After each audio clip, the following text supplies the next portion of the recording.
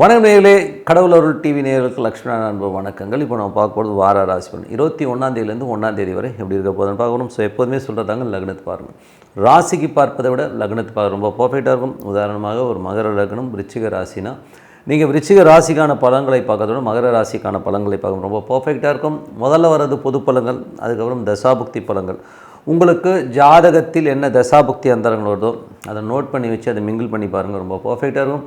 வீடியோட எண்டில் tip of the week இருக்குது, மறக்காமல் பாருங்கள். மகர ராசி. ஸோ மகர ராசிக்கு வந்து பார்த்தீங்கன்னா உங்களோட ராசி அதிபதி சனி வந்து பார்த்தோம்னா உங்களுக்கு வந்து 3ல் இருக்கார். ஸோ என்றைக்குமே வந்து 1 2 3ல் இருக்கும்போது கொஞ்சம் நம்ம தேவையில்லாத ஆட்கள் நம்மளை வாட்ச் பண்ணுறதுக்கான வாய்ப்பு இருக்குன்னா ரொம்ப கவனமாக இருக்குது, ரொம்ப அவசியம். மற்றபடி வந்து 3 மதிபதி 6ல் இருக்கும்போது வேலை விஷயம் நிறைய பிரயாணங்கள் கொஞ்சம் வந்து டிலேடாக வேலை நடக்கிற மாதிரி ஃபீலிங் கண்டிப்பாக ஏற்படுத்தும். 4 மற்றும் 11ஆம் அதிபதியான செவ்வாய் வந்து பார்த்திங்கன்னா உங்களுக்கு வந்து 2ல் இருக்கும்போது நல்ல சொத்துக்கள், புதிய சொத்துக்கள், வண்டி வாகனங்கள் வாங்கிறதுக்கான யோகங்களை எல்லாமே அற்புதமாக ஏற்படுத்தும். அது மட்டும் இல்லாமல் 5 10ஆம் அதிபதியான சுக்கிரன். ஸோ 5 10ஆம் அதிபதியான சுக்கிரன் வந்து உங்களுக்கு வந்து என்ன மாதிரி விஷயங்களை பண்ணுவார் அப்படின்போது, சுக்கிரன் வந்து உங்களுக்கு வந்து 2ல் இருக்கும்போது குழந்தை இல்லாதவர்கள் குழந்தை கிடைப்பதற்கான வாய்ப்புகள் இருக்குது. ஆன்மீக சுற்றுலா, ஆன்மீக பயணங்கள்லாம் அற்புதமாக இருக்கும். தொழில் வந்து அடுத்த கட்டத்துக்கு முன்னேறதுக்கான வாய்ப்பு, நிறைய வாய்ப்புகள் கிடைக்கிறதுக்கான வாய்ப்பும் ரொம்ப நல்லா இருக்குங்க.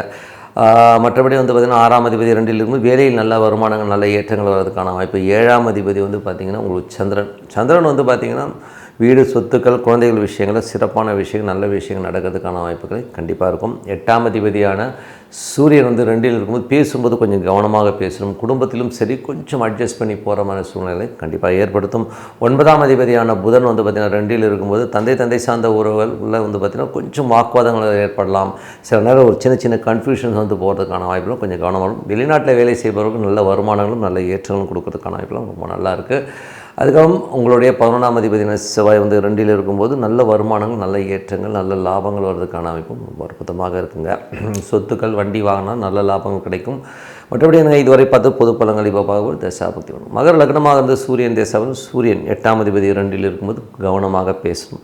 ஏதாவது இடவனமாக பேசினோம்னா கொஞ்சம் அதனால் ஸ்ட்ரெஸ்ஸஸோ டென்ஷன்ஸோ வரும். அதனால் கொஞ்சம் கவனமாக பேசுறது ரொம்ப அவசியம். மகர லக்னமாக வந்து சந்திரன் தேசாவும் சந்திரன் 7ஆம் அதிபதி சந்திரன் வந்து உங்களுக்கு 4 5 ட்ராவல் பண்ணும்போது சொத்துக்கள் சம்மந்தமான விஷயங்கள், வண்டி வாகனம் சம்மந்தமான விஷயங்களில் கொஞ்சம் அலைச்சல்கள், கொஞ்சம் பிரயாணங்கள் பண்ணுவீங்க. குழந்தைகள் விஷயங்களுமே அற்புதமாக இருக்கும். குழந்தைகளோட வளர்ச்சியை பார்த்து ரொம்ப சந்தோஷப்படுவீங்க. மகர லக்னமாக வந்து செவ்வாய் தசாப்தம். செவ்வாய் வந்து வீடு, நிலபுலன்கள் சம்மந்தமான விஷயம், நல்ல ஏற்றமும் நல்ல லாபங்களும் வர்றதுக்கான வாய்ப்பு எல்லாமே அற்புதமாக இருக்குது. புதிய வண்டி வாகனங்கள் வாங்குகிற யோகங்களும் அற்புதமாக இருங்க. ஸோ மகர லக்னமாக வந்து ராகு தேசம். ராகு 2லும் பிரம்மாண்டமாக பேசுவீங்க. ரொம்ப பெருசாக தடார்புடார்னு நிறைய பேசுகிற மாதிரி சூழ்நிலை ஏற்படுத்தும். பட் இருந்தாலும் கொஞ்சம் நம்ம கண்ட்ரோல் பண்ணிக்கிறது ரொம்ப நல்லது. குடும்பத்தை வந்து பார்த்திங்கன்னா ஒரு நிறைய கன்ஃபியூஷன்ஸ் வரும், நிறைய கிரகங்கள் அங்கே இருக்கும்போது. அதனால் இந்த டைமில் கொஞ்சம் மௌனத்தை கடைபிடிக்கிறது ரொம்ப புத்திசாலித்தனம். மகர லக்னமாக வந்து குரு தசாபுத்திந்திரன். குரு வந்து பார்த்திங்கன்னா 3 12ஆம் அதிபதி 6ல் இருக்கும். வேலையில் நிறைய அலைச்சல், நிறைய பிரயாணமாட்டமான சூழ்நிலை ஏற்படுத்தும். பட் இருந்தாலும் நமக்கு நம்மை அறியாமல் வந்து ஒரு சோம்பேறித்தனம், சில நேரங்கள் தள்ளி போடுற மாதிரி விஷயங்கள்லாம் இருக்கும். ஸோ அந்த மாதிரி விஷயங்கள் கொஞ்சம் கவனமாக இருந்துக்கணும்.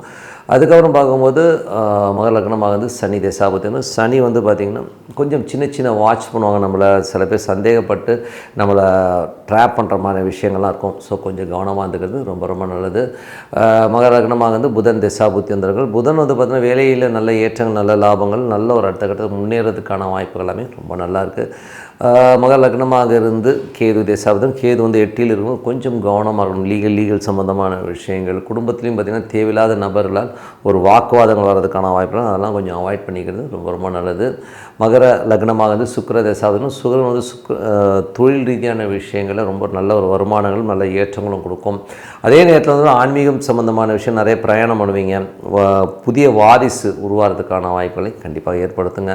மற்றபடி என்னை பொறுத்த ஒரு நல்ல ஒரு பிரார்த்தனை, மனதார இறைவனை பிரார்த்தனை பண்ணும்போது கண்டிப்பாக நம்ம அடுத்த லெவல் போகிறதுக்கான வாய்ப்பு ரொம்ப சிறப்பாக இருக்குது. Tip of the week. So tip of the வீக்கில் நம்ம பார்க்க போகிறது புணர்ப்பு. ஸோ புணர்ப்புங்கிற தோஷங்கிறது வந்து எப்படி வரும் அப்படிங்கிறத முதல்ல சொல்லுவோம். ஸோ புணர்ப்பு தோஷங்கிறது வந்து பார்த்திங்கன்னா சனி சந்திரன் தொடர்பு அப்படின்னு சொல்லுவோம். யாரோடைய ஜாதகத்தில் வந்து சனி சந்திரனுடைய கூட சேர்ந்திருந்தாலோ, இல்லை சனி வந்து சந்திரன் நட்சத்திரத்துலையோ, இல்லை சந்திரன் சனியோட நட்சத்திரத்தில் இருந்தால் அது புணர்ப்பு தோஷம். இல்லை ஒன்று பார்வை இருந்தாலும் வந்து புணர்ப்பு தோஷம்னு சொல்லுவோம்.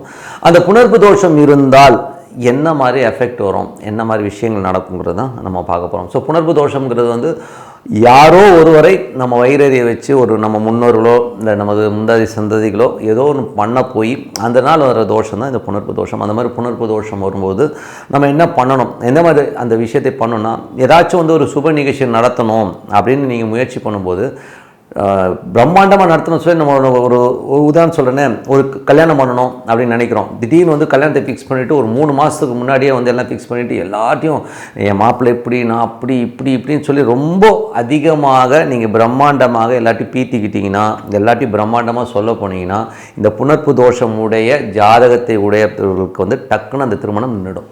அப்படின்னா பாருங்க, இது திருமணம் மட்டும் இல்லை, எந்த ஒரு விஷயமா இருந்தாலும் இந்த மாதிரி சனி சந்திரன் தொடர்பு இருக்கவங்களுக்கு நீங்கள் என்ன பண்ணணும்னா, மேக்ஸிமம் கமுகமாக வச்சுக்கணும். ஓப்பனாக சொன்னிட்டு தான் சொல்லணும். சீக்ரெட்டாக மெயின்டைன் பண்ணிவிட்டு விஷயங்கள் முடிகிற தருவாயில் இல்லை முடிஞ்சதுக்கு அப்புறமா நீங்கள் சொன்னீங்கன்னா தான் சிறப்பு. இப்போ கல்யாணம்னா ஒரு வாரம் 15 நாளைக்கு முன்னாடி சொன்னால் போதும். நீங்கள் ஒரு 3 மாதத்துக்கு முன்னாடியே நான் அப்படி மாப்பிள்ளை இப்படி டாக்டர் தாட் போட்டுட்டிங்கன்னா ஒரு பர்டிகுலர் டைமில் டக்குன்னு பிரேக் ஆகி நின்றுடும். ஸோ அதனால் புணர்ப்பு தோஷங்கிறது ஜாதகத்தில் இருக்குன்னா மேக்ஸிமம் நீங்கள் எந்த சுப நிகழ்ச்சி, நான் வீடு கட்டுறேன், பெருசாக கட்டுறேன், நான் பிரம்மாண்டமாக கட்டுறேன், ஆய்வுன்னு நீங்கள் பீத்திக்கிட்டிங்கன்னா டப்புன்னு புணர்ப்பு தோஷம் இருக்குன்னா அது அப்படியே ஆஃப் ஆகி நின்று போயிடும். அதுக்கப்புறம் நீங்கள் உட்காந்துடணும், ஐயோ என்னங்க அது. ஸோ அந்த மாதிரி ஒரு தடங்களை ஏற்படுத்துகிறது தான் இந்த புணர்ப்பு தோஷம். இந்த மாதிரி தோஷம் இருக்கிறவங்களுக்கு என்ன பண்ணலாம், என்ன பரிகாரம். ஸோ பரிகாரம்னு சொல்ல போகும்போது எப்போல்லாம் இப்போ திங்கட்கிழமையில் சனி நட்சத்திரம் வர நாட்கள், சனி நட்சத்திரங்கிறது பார்த்திங்கன்னா என்ன மாதிரி நட்சத்திரங்கள் வரும், பூசம் வரும், அனுஷம் வரும், ஸோ உத்திரட்டாதி வரும். இந்த 3 நட்சத்திரங்கள் திங்கட்கிழமையில் வர அன்னைக்கு ஒரு ஈஸ்வரன் கோயிலில் நீங்கள் ஒரு தயிர் சாதம், ஓகேங்களா, ஒரு தயிர் சாதத்தை தொன்னையில் வச்சு மக்களுக்கு டிஸ்ட்ரிபியூட் பண்ணும்போது இந்த புணர்ப்பு தோஷங்கிறது கண்டிப்பாக ஃப்ரீயாகும். அதே மாதிரி சனிக்கிழமைகள் ஒன்று திங்கட்கிழமை பண்ணலாம், இல்லைன்னா சனிக்கிழமைகளில் சந்திரனுடைய நட்சத்திரங்கள் என்ன வரும், ரோகிணி வரும், அதுக்கப்புறம் அஸ்தம் வரும், அதுக்கப்புறம் திருவோணம் வரும். ஸோ இந்த 3 நட்சத்திரங்கள் வர நாளில், அதுவும் சனிக்கிழமைகள் இந்த நட்சத்திரம் வரும் நாளில் ஒரு தொன்னையில் தயிர் சாதம் வச்சு மக்களுக்கு டிஸ்ட்ரிபியூட் பண்ணும்போது கண்டிப்பாக இந்த தோஷத்துலேருந்து கண்டிப்பாக நிவர்த்தி கிடைக்கும். அது ஒரு ரிலீஃபை கண்டிப்பாக கொடுக்கும். ஒன்றும் இல்லை, ரொம்ப இது பெரிய கெடுதல்லாம் பண்ணாது, பீத்திக்காமல் இருக்கணும். நான் யார் தெரியுமா, நான் பெரிய ஆள் தெரியுமா, ஆய்வின்னு சொல்கிறோம் பார்த்தீங்களா, அந்த மாதிரி நீங்கள் வெளியில் பிரம்மாண்டமாக தம்பட்டம் அடிக்க ஆரம்பிச்சிங்கன்னா இதை அப்படியே ஆஃப் பண்ணிடும். ஸோ அதனால் இது பரிகாரம் பண்ணி பாருங்கள், கண்டிப்பாக ஒரு சிறப்பான விஷயங்கள், நல்ல விஷயங்கள் நடக்கும்னு சொல்லிட்டு உங்களிடம் விடைபெறுவது உங்கள் லட்சுமி நாராயணன். நன்றி, வணக்கம். கடவுள் அருள் டிவியை பார்த்தமைக்க நன்றிகள். மேலும் இது போன்ற தகவல்களை தெரிந்து கொள்ள கடவுள் அருள் டிவியை சப்ஸ்கிரைப் செய்யுங்கள். மறக்காமல் பெல் ஐக்கானை கிளிக் செய்யுங்கள்.